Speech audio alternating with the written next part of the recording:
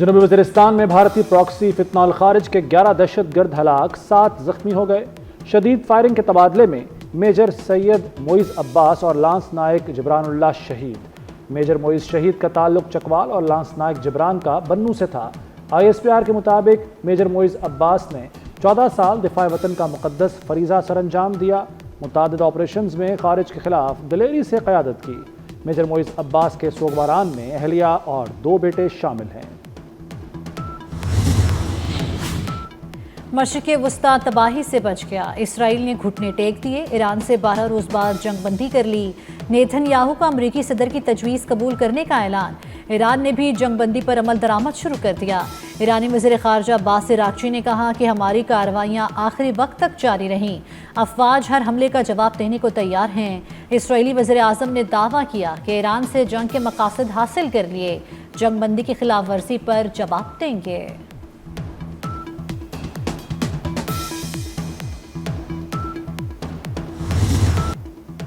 Donald Trump کا اسرائیل اور ایران پر جنگ بندی توڑنے کا الزام۔ ٹرمپ کا ایران سے زیادہ اسرائیل پر اظہار برہمی، بولے دونوں نے جنگ بندی کی خلاف ورزی کی، اسرائیل سے بہت ناخوش ہوں۔ ایران کی ایٹمی تنصیبات تباہ، جوہری صلاحیتیں ختم کر دیں، تہران کبھی جوہری پروگرام دوبارہ شروع نہیں کر سکے گا۔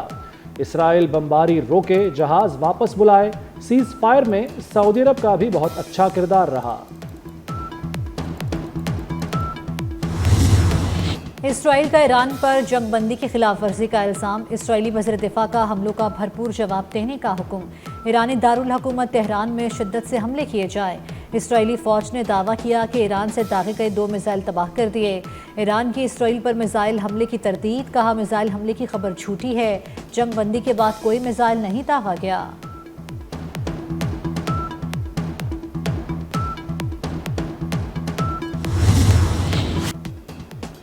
جنگ بندی سے قبل ایران کے اسرائیل پر 6 میزائل حملے، بیر سبا اور حیفا میں تباہی پھیل گئی۔ ایرانی حملے میں 7 اسرائیلی ہلاک، 20 زخمی ہو گئے۔ اسرائیل کے تہران اور دیگر شہروں پر شدید حملے، کرج اور راجائی شہر میں بھی بمباری، ایران کے میزائل لانچرز کو نشانہ بنانے کا دعویٰ۔ اسرائیلی حملے میں ایک اور ایٹمی سائنسدان شہید ہو گئے۔ حملوں میں ایران کے 17 ایٹمی سائنسدان مارے گئے۔ اسرائیل کی طاقت کا برہم پاش، طاقت کا محور سمجھا جانے والا عسکری طور پر کھوکھلا نکلا۔ دفاعی نظام آئرن ڈوم ایرانی میزائلوں کو روکنے میں ناکام رہا۔ ایرانی میزائلوں نے اسرائیلی شہروں میں قیامت ڈھا دی۔ اسرائیلی فوج اور انٹیلیجنس کا ہیڈ کوارٹر تباہ، بندرگاہوں ایئرپورٹس پر تباہی۔ تاریخ میں پہلی بار تل ابیب اور دیگر اہم شہروں پر میزائل گرے۔ حیفا جیسا اہم اسٹریٹجک شہر حملوں کی زد میں رہا۔ پاسداران انقلاب نے جنوبی اسرائیل میں پاور پلانٹس کو نشانہ بنایا۔ اسرائیلی جان بچانے کے لیے بنکروں میں گھسے رہے۔ 30,000 اسرائیلی شہریوں کی معاوضے کے لیے درخواستیں دائر۔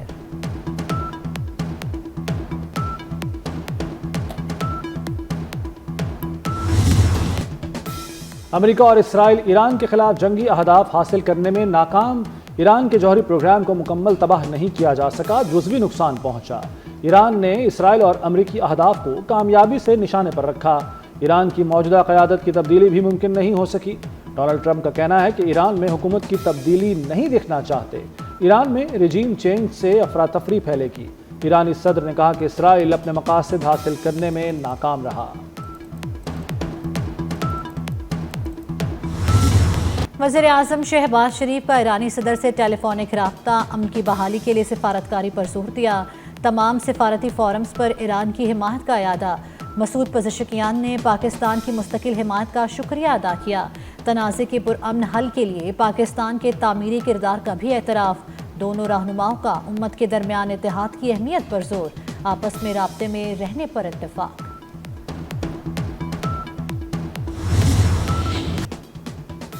ایران کے قطر کے امریکی فوجی اڈے پر میزائل حملے۔ امریکی صدر ڈونلڈ ٹرمپ نے کہا کہ 14 میں سے 13 ایرانی میزائل فضا میں تباہ کیے، ایک میزائل زمین پر گرا جس سے کوئی نقصان نہیں ہوا۔ میزائل حملوں پر دوحہ میں ایرانی سفیر کی طلبی۔ ترجمان ایرانی وزارت خارجہ کا کہنا ہے کہ قطر میں امریکی اڈے پر حملہ اپنے دفاع میں کیا۔ یہ دفاعی اقدام ہمارے برادر اور دوست ہمسایہ قطر سے ہرگز متعلق نہیں تھا۔ قطری وزیر اعظم کی ایرانی حملے کی سخت مذمت، کہتے ہیں ایئر ڈیفنس نے میزائل حملہ ناکام بنایا۔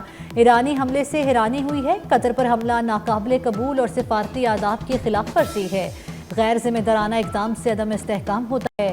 لبنان کا قطر سے اظہار یکجہتی، وزیر اعظم نواف سلام نے کہا کہ ایران حملے حیران کن ہیں، ہم قطر کے ساتھ کھڑے ہیں۔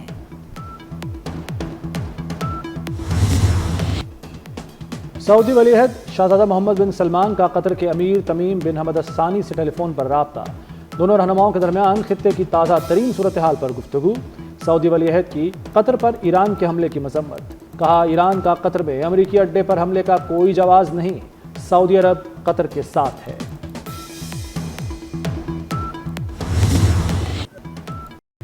بانی کو اپنی ہی پارٹی میں شکست فاش، الیمن گنڈاپور طاقت کا چہرہ بن گئے۔ خیبر پختونخوا اسمبلی کی بانی پی ٹی آئی کے خلاف کھلی بغاوت، خیبر پختونخوا اسمبلی نے بانی کی مرضی کے خلاف بجٹ منظور کر لیا، بانی پی ٹی آئی مائنس ہی ہو گئے۔ صحافی کے سوال پر بانی کی بہن علیمہ خان کا جواب، کہا دباؤ برداشت نہ کرنے والے ارکان گھر جائیں۔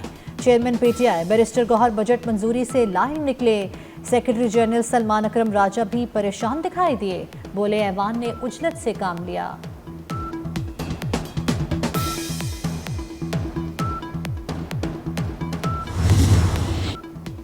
بانی پی ٹی آئی کو ایک اور دھچکا، 9 کے 8 میں ضمانت مسترد، لاہور ہائی کورٹ کے جسٹس شہباز علی رضوی نے فیصلہ سنا دیا۔ بانی پی ٹی آئی کا ہاؤس حملہ، سرور روڈ، مغل پورہ، شادمان، گلبرگ، ریس کورس تھانوں پر حملوں کے کیس شامل۔ وزیر اعظم شہباز شریف سے چینی سفیر کی ملاقات، علاقائی سلامتی کی صورتحال، ایران اسرائیل تنازع میں حالیہ پیش رفت پر تبادلہ خیال۔ چینی سفیر نے بحران کے پرامن حل کے لیے سفارتی فورم پر پاکستان کے مثبت کردار کو سراہا، وزیر اعظم کا چینی صدر اور وزیر اعظم کے لیے نیک خواہشات کا اظہار۔ پاکستان نے بھارت، ایران نے اسرائیل کو شکست دی، مسلمانوں کو 2 بار فتح نصیب ہوئی، دونوں فتوحات عالم اسلام کی کامیابی کا ثبوت ہے۔ وزیر دفاع خواجہ آصف کی پارلیمنٹ ہاؤس میڈیا سے گفتگو، ایران اور اسرائیل میں سیز فائر خوش آئند ہے، ایران نے نہایت جارحانہ انداز میں دفاع کیا۔ ایران کے پاس موجود 400 کلو گرام افزودہ یورینیم کا ذخیرہ عالمی تشویش کا سبب بن گیا۔ عالمی میڈیا نے دعویٰ کیا ہے کہ ایران نے جوہری مواد امریکی فضائی حملے سے پہلے خفیہ مقامات پر منتقل کر دیا تھا۔ افزودہ یورینیم کی منتقلی سے جوہری پروگرام کی صلاحیت کے بارے میں سوالات اٹھ رہے ہیں۔ IAEA کی مئی کی رپورٹ کے مطابق ایران کے پاس 408.6 کلو گرام یورینیم تھا۔ ایران کے پاس 60% افزودہ یورینیم ہے، 90% افزودہ یورینیم 10 جوہری ہتھیار بنانے کے لیے کافی ہے۔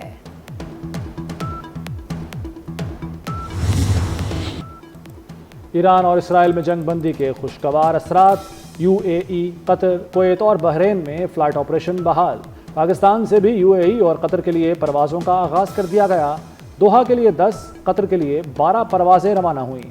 قطر میں امریکی بیس پر ایرانی حملے کے بعد قطر اور امارات نے فلائٹ آپریشن بند کیا تھا۔ کیا امریکہ ایران پر تیل کی پابندی ختم کرنے جا رہا ہے؟ امریکی صدر ڈونلڈ ٹرمپ نے ایران کو بڑی ریلیف کا اشارہ دے دیا، کہتے ہیں چین ایران سے تیل خریداری جاری رکھ سکتا ہے، امید ہے چین امریکہ سے بھی تیل خریدے گا۔ امریکی اور دنیا بھر کی سٹاک مارکیٹوں میں مثبت رجحان، امریکہ میں S&P میں 0.3 اور نیسڈیک میں 0.5% اضافہ ریکارڈ، جاپانی مارکیٹ میں بھی 1% اضافہ ہوا، عالمی مارکیٹ میں خام تیل کی قیمتوں میں 11% کمی ہو گئی۔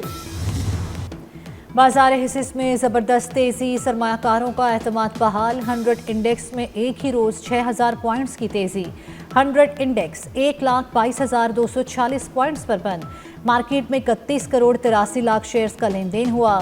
مشرق وسطیٰ میں امن کی خبروں پر شیئرز کی دھڑا دھڑ خریداری ہوئی، سونا 3,800 روپے سستا، 1 تولہ سونا 3,54,365 روپے کا ہو گیا۔ غزہ کے مظلوم فلسطینیوں پر اسرائیل کی جارحیت نہ رک سکی، امداد کے منتظر مزید 50 سے زائد فلسطینی شہید کر دیے گئے۔ اسرائیلی اپوزیشن رہنما کا غزہ میں جنگ بندی کا مطالبہ، اب وقت آ گیا غزہ میں جنگ مکمل طور پر بند کی جائے، تمام یرغمالیوں کو واپس بلایا جائے۔ محرم الحرام میں فل پروف سیکیورٹی، وفاقی کابینہ نے صوبوں میں فوج تعینات کرنے کی منظوری دے دی۔ اسلام آباد، آزاد کشمیر، گلگت بلتستان میں بھی فوج تعینات ہوگی۔ فوج کی تعیناتی صوبوں اور ضلعی انتظامیہ کے زمینی حالات کے مطابق کی جائے گی۔ پاک پتن میں بابا فرید الدین مسعود گنج شکر رحمۃ اللہ علیہ کے عرس کی تقریبات جاری۔ ملک بھر سے زائرین کی تقریبات میں شرکت۔ عرس کی تقریبات 15 روز تک جاری رہیں گی۔ بھارتی آبی جارحیت خطے کے لیے خطرہ، بھارت نے بنگلہ دیش سے گنگا معاہدے پر نظر ثانی کا فیصلہ کر لیا۔ بھارت کے ایک طرفہ فیصلے پر بنگلہ دیش کا اظہار تشویش۔